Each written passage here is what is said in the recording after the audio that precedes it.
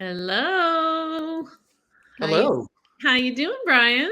Hey, doing well. How about you? We survived RSA. We did. We did. We nourished ourselves so that we can keep giving.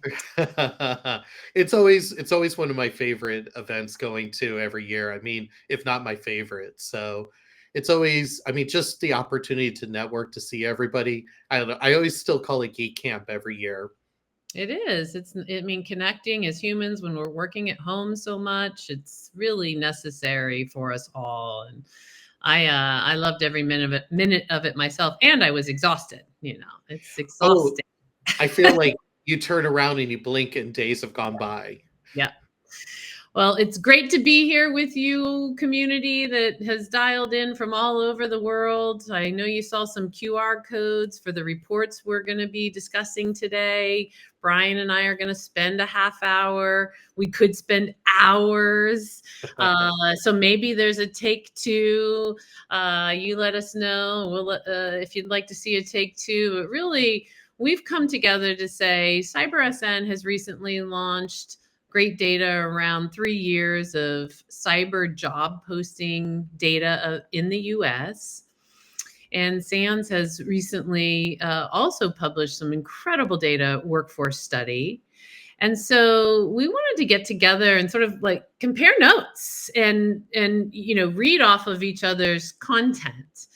And we're super excited because there's a story in data. Thank goodness that's what data gives us. And the more data we have, the better, right? Absolutely. Good times with data.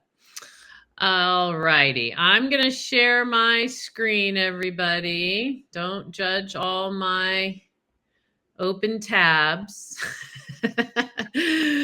All right, Brian, this is the high level view of the report. The report has got a lot of breakdown between all of this, but if we just said, what are the top 25 functional roles? Now, again, there are 10 categories and 45 functional roles in cybersecurity today. CyberSN owns that taxonomy and takes it very seriously. All of everything we do sits on that taxonomy. And so these are the top 25. And of course, the data collection approach is here on the left. Well, when you first saw this, what went to your mind? I mean, in some ways, the first thing that came to my mind was thank God, because everybody talks about headcount just being cybersecurity just in general. And what I love about this report is it talks about different roles and how those roles fit in. As funny as it sounds, a lot of people aren't talking about that, right? Like the difference of a pen tester versus a security architect versus a privacy attorney. Like all of those are such different jobs. And sometimes I think everybody just assumes cybersecurity is just one job, right? And how does it fit into the whole ecosystem?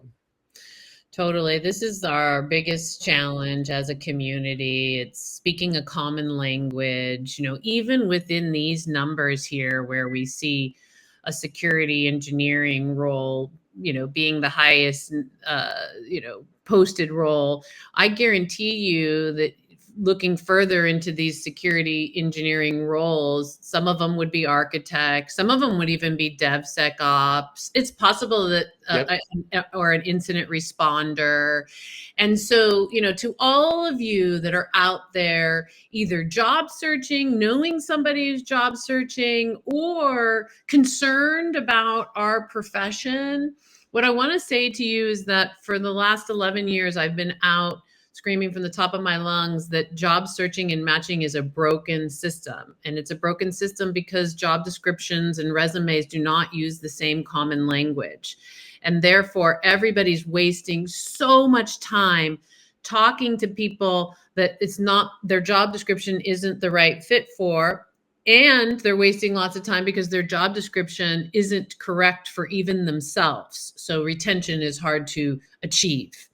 And so the industry has a lot of opportunity. The getting to it, making correct matches for employment is still a mess. It doesn't help that job postings are super cheap and you can apply to a job by the click of a button, Brian. That Well, doesn't help. and sometimes what I always say is there's a skills gap, but there's also an expectations gap too. In other words, you have these job descriptions that are looking for individuals that don't exist, right? Yes, it used Is to be that called the unicorn. Yep, they're looking for a unicorn, and there's only so many unicorns in the world, but they're not looking at the specific job requirements within cybersecurity, right? They're looking for incident responder, pen tester, and a security architect all in one individual.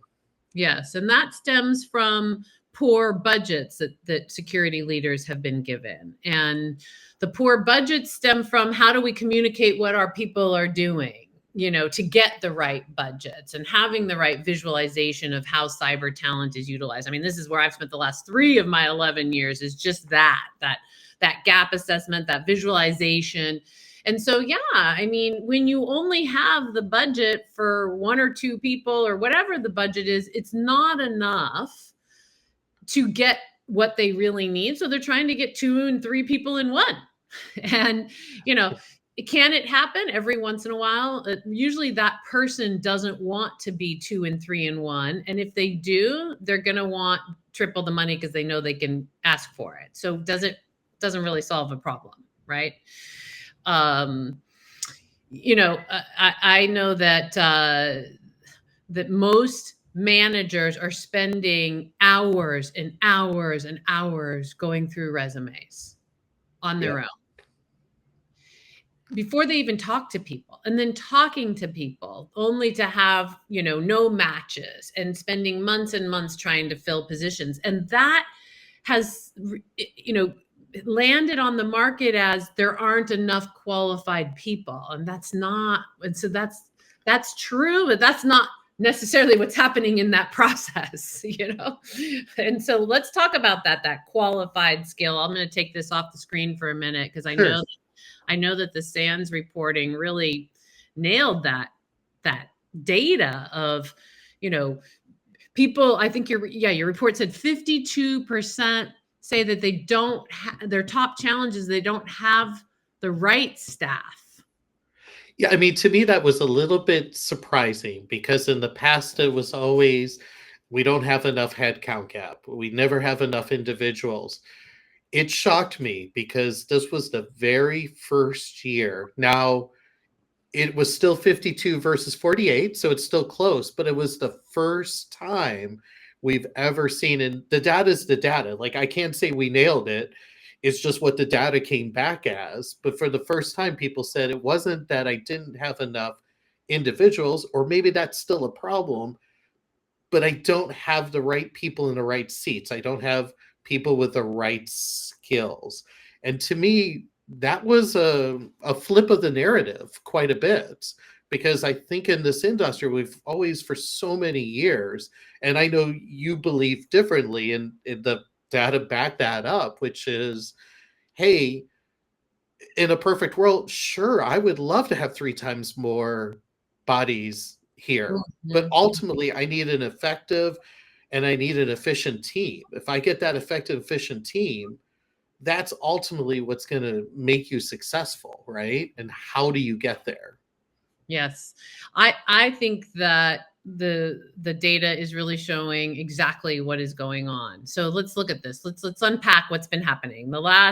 So the economy, slide, interest rates going up, money not being the price it used to be, all hit in October of 2022. Now, we saw it in May of 2022 because, when you're staffing at the level we are, and just staffing in general, we see economies shift well before anybody else. I knew it was coming. So that's almost, May, that would be 3 years this year. And it is true that the last 6 months, a lot more hiring is going on. But let's think about when we retract and we let go of talent, which almost everybody did, even in security. And then you sort of tough it out for a couple of years while the company, figures out its strategy, while there's turnover, restructuring, all these things. Now if you're alive, you got to move forward.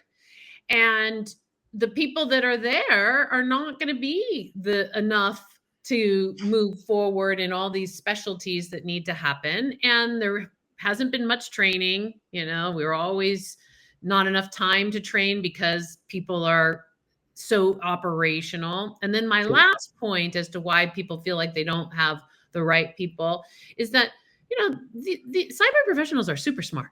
They're really smart. They can do lots of jobs. Like, I have a security engineer that could do DevSecOps, but he doesn't want to do DevSecOps. And so having them do DevSecOps for a few years, well, everything's, as people are doing, that's what I'm saying. People are grabbing their people, having them do things they don't want to do. That's also causing, I don't have the right people, because they're there and they're doing some work, but it's probably not what they want to do. And that is happening for sure. Oh, Yeah.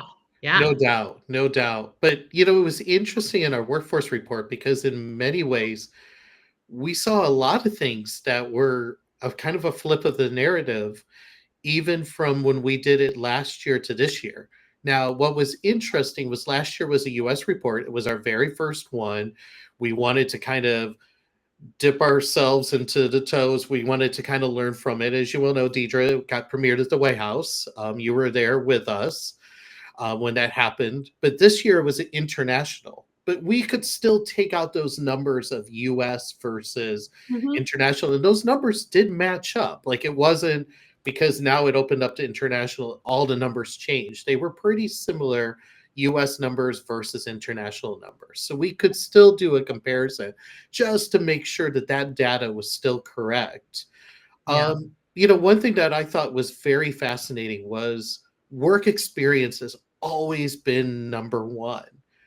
And this year it ended up, now I will confess, between number one or number two to number four, we're very close to each other. But technical capability came in a pretty far number one. And that to me was fascinating to see that, because I would have never have guessed. I would have just assumed it would have been work experience always. Like that narrative was just never going to change. So to see that flip a little bit and flip so quickly, I thought was fascinating. And I mean, I'd love to hear your thoughts of like when people are saying technical capability. I read it as, hey, I'm never going to find somebody with 100% of those skills. I need someone who's going to fit the culture very well, but I need someone who is pretty close. I can hit most of those skills. But at a certain point, I'm going to need to skill them up. I'm going to need to upskill them internally, and I'm going to need to make sure that they're there. But I always think of, like, there was some case studies that we had from like Microsoft and a couple other organizations where they talked about, hey, ultimately the one piece that I couldn't change was the culture. Like, for example, Microsoft talked about how it was their customer success team, and their customer success team was not the 800 numbers. It was people that were heading up multi-million-dollar to multi-billion-dollar contracts with the federal government. Right. Those are very high stress.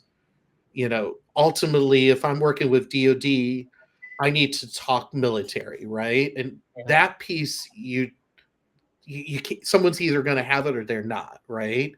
So there were certain things within cybersecurity, but I'd love to hear your thoughts of like why that number changed so quickly, and had you seen some things over the years that kind of built up where we went from like almost a yin to a yang? Yeah, well, we've got two things going on. As we know, the landscape of the attack surface is growing so rapidly, and third party risk, supply chain risk, whichever we want to call it, is literally in the way of sales deals, and also understood as a massive attack surface. And only the engineers and the architects can solve that. No, it doesn't mean there doesn't need to be processes and policies that other roles and such will support. That need is legit, technical, and everybody wants to solve these problems. One of the things when I posted the data back 2 years ago, when we also saw a lot of nearshoring and offshoring, one of the things I said about why this is not good for us, beyond the fact that it's jobs from the US going out of the US, especially after being at the White House saying, good paying jobs in the US is what we're supposed to be supporting, you and I'm like, what's going on? Is that when we outsource those analysts, ones, twos, threes, incident response, those are the engineers in the making, the architects in the making. Yep. And so I am concerned. We do have a gap with those roles. We've always had a gap with those roles because it takes a good 5 years, or could be 7 years, to really create those skills of work experience, not just, the training, which they also need, and the Yeah, certifications. I absolutely agree. Yeah. Yeah. So there was a story I thought that was fascinating. So I went to the gym here recently, and people found out I worked for Sands, and it was a bunch of kids that were just getting ready to graduate. And they said, "Hey, we're struggling finding jobs." And what I thought was fascinating, there was one guy there out of like a group of 5 of us, and he goes, "The best thing I ever did was when I graduated from college in cybersecurity is I went in the military. Mm-hmm. The military taught me the work experience that you're talking about." He said, "Coming out of that military, I could have never gotten that by just starting my job, but I could get it from the military, and the military allowed me to now move my career on." And I thought that was a very fascinating, and it's funny because the guy even stood there and said, "I almost hate saying that out loud because while I found the military to be great, I don't want to be like holding a flag saying, go into the military, go into the military." But the whole point is building that work experience, right? I have for years been referring people to jobs.gov for the entry level, new to cyber, whichever we want to call it, because there's programmatic, systematic programs to get into. We don't have that in US corporate organizations. Maybe, I think I would say the Fortune 200 have that. Yeah. Anybody underneath that, the budgets aren't there. The And I don't even commitment. know if I would say Fortune 200. I'd say maybe Fortune 50. That's something I really think we should just go figure out, because if it's 50, we're in worse shape than 200 without a doubt, and we should really look at that. And so, yeah, for years, I've tried to do staffing services for no experience for free to help. Well, and I think of, like, we had a case study from Amazon where they talked about building residencies and they talked about cyber hospitals. The reason why I thought that was so fascinating, for a couple reasons. One was, hey, we're taking the doctoral model and bringing it over to cyber, right? Like, let's not reinvent this wheel. But what I thought was also fascinating was Amazon's doing that. The largest, company to 2 companies in the world is doing that. So Yeah. what does that say about the Fortune 100, 200? Because Amazon's always going to get some of the top picks. And they're standing there saying, we need to put these people in a residency model to build them up. Yes. Yes. And they're good jobs. I mean, they're stressful. Really, I don't know many people that don't have stressful jobs anymore. The era of digital 24/7 has pretty much made almost every job stressful. The rate of change, policies, procedures. So, I mean, this topic of getting into cyber has been what we've been talking over 11 years. So let me ask you, and this is an interesting, and so hopefully I know I'm twisting it around a little bit. Sometimes I encourage people to go into IT with the idea that IT may be a good place for you to get to start and then build your way into cyber from there. Yes, and getting into IT, reaching out to the cyber team, letting them know that you're super interested in cybersecurity. Is there something I can help you with? I'm willing to work overtime to do it is definitely something I also recommend.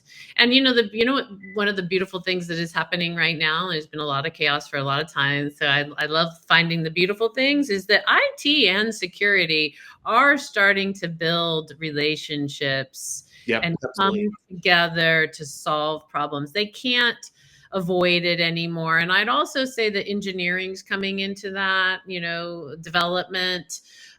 We've been focusing on all three now with our clients, because it's not enough we can't have these silos, and the workflows and the way that operations is leaning on all three of these departments really is saying, hey, if we don't work together, we're going to burn, like it's on fire otherwise.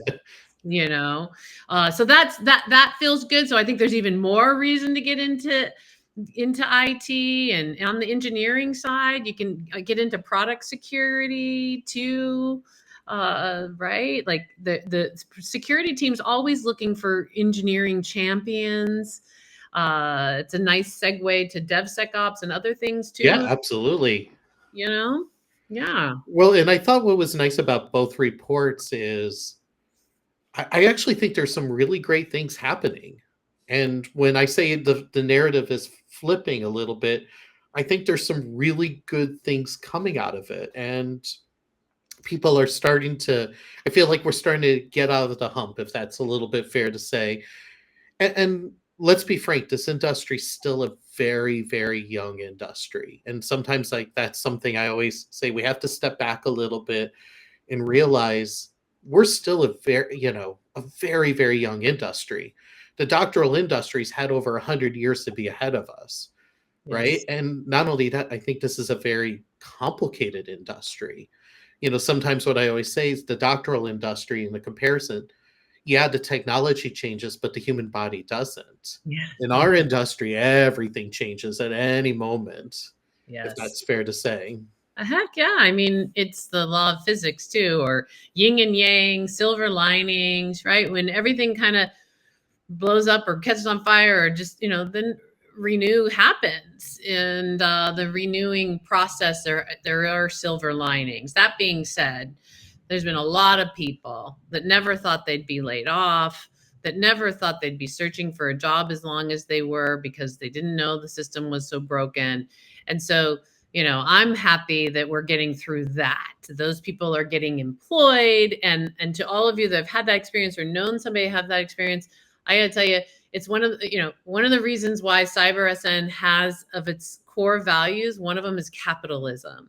And the reason we have it is only to never forget that we are in that game, and that the minute we forget, it hurts.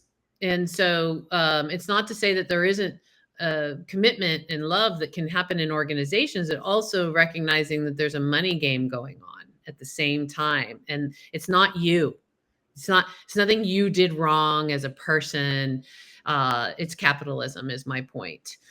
I And mean, I think that's an important point, especially when you get down and yeah, when you're saying or going, why am I stuck? And is it something personal? What am I doing? And just kind of removing yourself a little bit from that, which, I mean, trust me, I feel horrible with all these people that are laid off and frustrated, and yes, when they can't find jobs. And I felt horrible. I just had to sit in a room full of kids that just graduated from cybersecurity, and they said, we were under the impression from hearing the headcount gap that I was gonna have 20 job offers as soon as I graduated. What happened?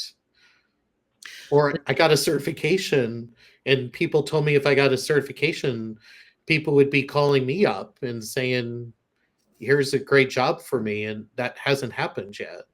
And yes, they were great kids. They were very smart. They were very passionate.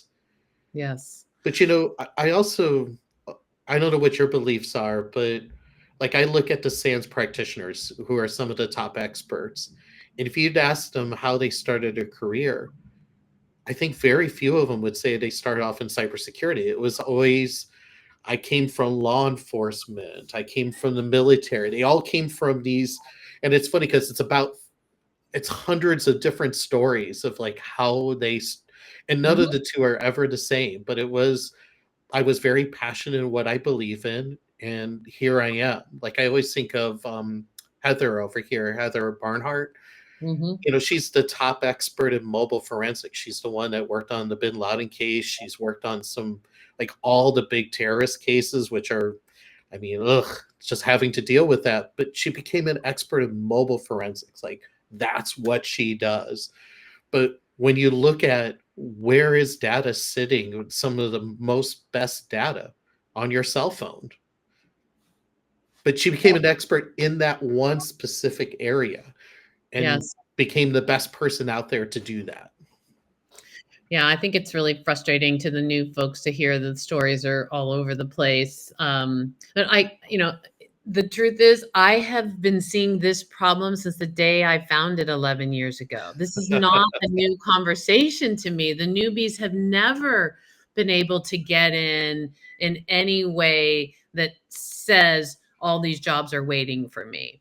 The jobs that are waiting are requiring experience because they need them to have already the experience. There's no time to train. There's no time to help anybody. That's been going on for 11 years for me. I mean, literally. Well, let me ask you, do you think the problem's getting better or worse or the same? Worse. Yeah, Worse. I would agree with you. For the entry level people, absolutely. Or new to cyber, absolutely. It's gotten worse because we're seeing, leaders stay in their seats less time. You need a leader committed to really building a program, hiring and training and developing people from scratch, so to speak, if you will. And then it's also getting worse because we are outsourcing a lot of those new to cyber roles, those SOC 1 roles, to either managed service providers who are hiring those people offshore or near shore, or to consulting firms that are hiring those people offshore and near shore to do the work. I mean, that's the truth. Uh, Well, and I think in some ways the problem's getting worse because there's more and more people that have gone, wow, cybersecurity is mm, really cool. I want to be in this industry. So there's also more bodies trying to enter the industry yeah, with the same problems you're talking about. So yeah, that just, yeah. you know, builds and builds and builds from there, if that Oh, makes totally. sense. And I mean, here's my belief. I love this industry. I've lived it 25 years plus. I mean, I consider this to be my family. And there's many amazing people in this industry, including yourself, who I think are very, very passionate in what they Yes. do. Um, I could never imagine myself somewhere else. Like this is like once you're in, like I always tell people, don't give up. This industry is a once you're in it, it is an amazing, and you meet amazing people every single day. I don't know what your thoughts are on Totally. that, but I love this. When I was deciding to found my own company, it was for sure I had to stay in cyber or get back to cyber. I left cyber for 3 years, and it was my tribe. Social servants. I'm a sociology, criminal justice major. I mean, so people in cyber are social servants. They really, really, really are. And I love working with them every day. And at the same time, I have tremendous empathy for the stress, the liability, the workload. I mean, I want a compliance control for caring for these people. I'm not going to stop. I'm going to keep going on that. I'm going to keep going on legislation as well as insurance, breaks for organizations that have programs to train and develop and retain their talent. So, this community not only is special because of their personalities, it's also special in that there are protectors. I mean, this is the most important warfare that exists. It's now cyber. So, whether Well, we literally affect lives at times, and that's sometimes always when I say that out loud, I always feel like it's almost shocking when you say that out loud, but it is, and even data can be saving lives. So super committed, and so is this community. And I think the community is ready to create something different too. I think everybody's feeling a bit burnt out of how hard it is. And so that's why the data that you and I produce can really help these leaders communicate to the business more strongly. So, on that note, one of the things I want to make sure for sure we talk about is the relationship Sure. between hiring managers and human resources. And your study brought up some really cool data that I want to put up here on the screen. So let me do that. And this is something that also makes me sad for everybody because it's such a disconnect. So, who are the decision makers? How well are these, are managers and human resources working together? I tell my clients all the time, and I want to hear what you think about this whole topic overall, Brian. I tell my clients all the time, it is not fair to ask your internal talent teams to speak cybersecurity. It's not fair at all. Like, I had to build a taxonomy, build a job building platform, and a profile building platform. I mean, to even get close to doing it right. And now we're going to expect internal talent who does just a little bit of cyber and a lot of Yeah. everything else, IT, software, finance, all these other departments that are so much bigger. And so, I really like that you all are helping, highlight this conversation, what's happening. I mean, we launched a matching service 7 years ago because of this problem. Like, yeah, use your internal talent, but don't make them responsible for the match. And speaking cybersecurity, make them responsible for taking the match to hire, managing the process, making offers, and all of that. So when I saw this data, I thought, this is I hadn't looked at this perspective before. Well, and I thought it was interesting. It was something, to me, the whole reason behind the data is to help people out, to come up with solutions, but also to talk to their leadership about it and, have something to back up what they're talking about. In some ways, the case studies are giving them the stories, but the data is something for them to go to their bosses, to go to the C-suite, to go to folks. Now, it's interesting. I actually did think from year 1 to year 2, because we worked with SHRM on the HR side. And then, as you can imagine, we had access to all the cybersecurity folks. But one of the biggest complaints we kept hearing was, HR, they just don't understand us. Now, I'll admit we didn't have the HR side to say the opposite, but I'm sure they're saying the same thing, right? But I have to admit, from year 1 to year 2, it is getting better. I mean, is it still got a huge disconnect? Absolutely. Like, it's got a long ways to go. But we really wanted to. So when we did this study, we asked specifically very early on in the study, are you a cybersecurity manager? Are you somebody who's heading up a security team? Are you an HR manager? And we even asked them different questions. We asked them some of the same questions, but we did ask them a couple different questions.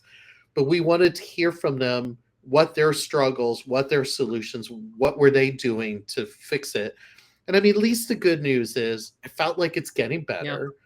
It's still, and I kind of feel like you, when sometimes people that head up security teams say, I get so frustrated at my HR teams that, they just don't understand. And I think some of it's valid. Like, I can think of some individual, it was interesting. They had problems working with their HR department because they said, well, we want to hire people that come from these top universities.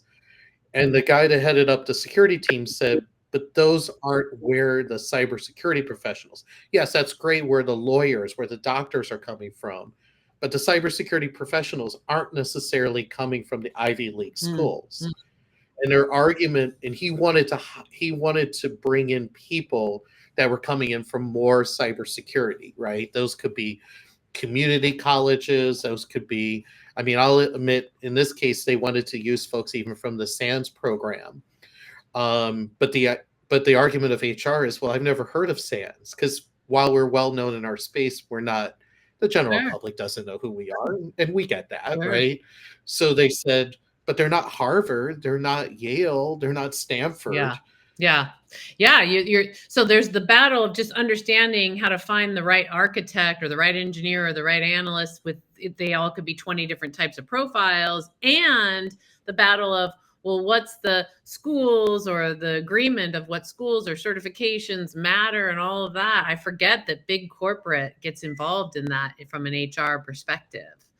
That, what's their background look like? And so, yeah, that's another place to have a challenge. I didn't even really remember that goes on. I don't service a lot of the Fortune 100, which I would imagine that company falls under.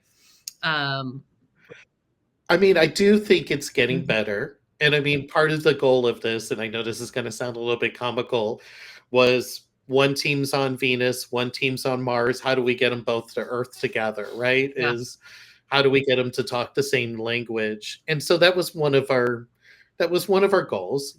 I will be the first to admit our report is not perfect, but the goal was, hey, I wanted to give people real content that they could really use. And then we started talking about solutions, and we started talking about more. I mean, part of it, and Deidre, I know you're laughing, maybe I even said this, was, I feel like people write articles all the time about our industry and they talk. I don't know. It's almost kind of like, since we talked about family, I'm one of those where I'm like, hey, I don't want anybody talking badly about our Yeah. Yeah. family.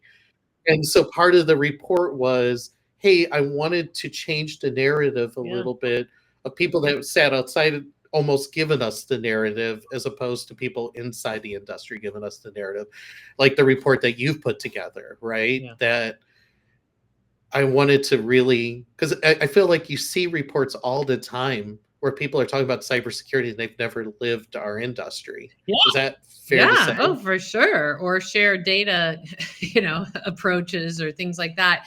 Yeah, we got to spread that there's goodness here. There are lots of jobs. They do require experience. Now, I will tell everybody, if everybody, let's say, used my matching services or whatever, then yeah, we'd feel the shortage. But I always say no one company can say that, meaning like if you're not working a common language, matching approach with your internal talent, you're gonna continue to spin wheels. To your point, the goodness is happening. We're at the forward motion is happening. Any company that's still alive today has no choice but to move forward. And so reach out to either of us if you need help. We're going to put up the QR code again right now for getting our reports. We could talk for hours. I mean, we talked maybe, I don't know, a sliver of what's in these reports. Oh, I could talk another 4 hours about what came out of I our think we need report. to do another LinkedIn Live, because I still have 8 different points that I wasn't even able to get to about your report. So I thank you so much for everything you do, Brian and Sands. You really are community builders. I've had the privilege of working with you all for the better part of the last, I don't know, 7, 8 years, and you show up all the time. So thank you. Well, and I appreciate all the help that you do too. So I think you're doing some really good, great stuff. And, you know, hey, it's all of us working together, Yes. right? And then I think of all these organizations, and like I said, there's a lot of really good people doing a lot of really good And this things. is a national security issue, workforce. I call it workforce risk management. It is where we ought to be focusing our time and energy as much as the attack surface. So, on that note, Brian, I'll see you back here. We got more to do. Thank you so much for everything. You're Thank you. welcome.